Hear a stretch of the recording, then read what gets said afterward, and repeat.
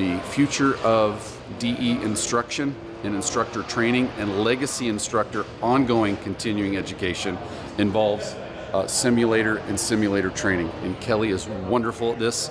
We'll be back, Instructor Summit will be back here in February, and 2 times in February for specifically for using Kelly and Racecraft One as a DE instructional tool. The instructor community has an objective, and it's a teaching objective. We want folks to learn.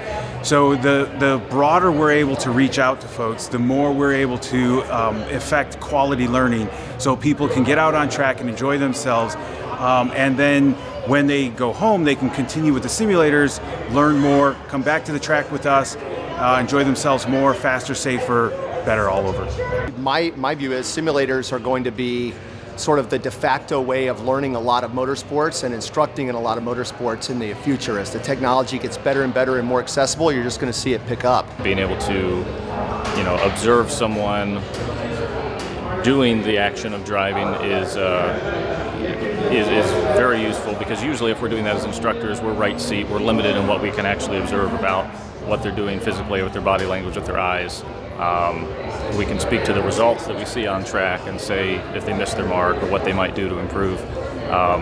Here you get a better sense for what they're actually thinking, what their preparation level is, and the consumables are nil. So if they get it wrong, even to something as dramatic as putting it on a wall, you hit a reset button and you go again. So you can push the envelope a lot more comfortably because there isn't physical damage or financial damage at stake.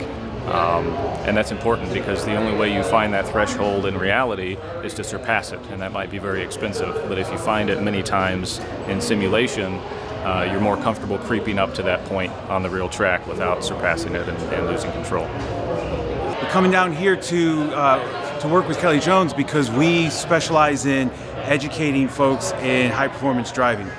So getting the chance to work on a simulator allows us to supplement all of that work and allows us to double up on it, because we like to teach people to drive at the track, but we don't always get a chance to be at the track.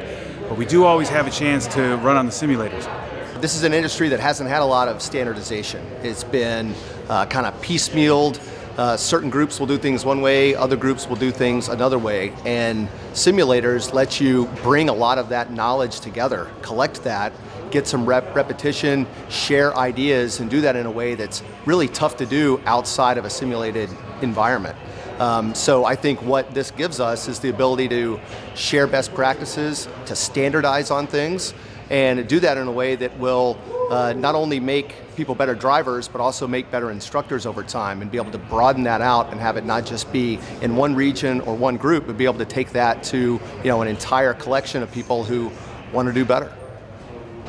One of the things I really like about simulators and working with Kelly and Racecraft One is the ability to use data from a simulators, in this case via Motec i2 Pro analysis software.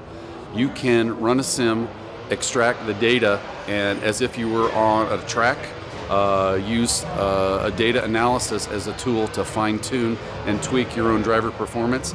It is the method and the way to become a better driver, become a better instructor, and become a better racer. It is data and simulators together are the hot ticket, and it's the most cost-effective thing out there.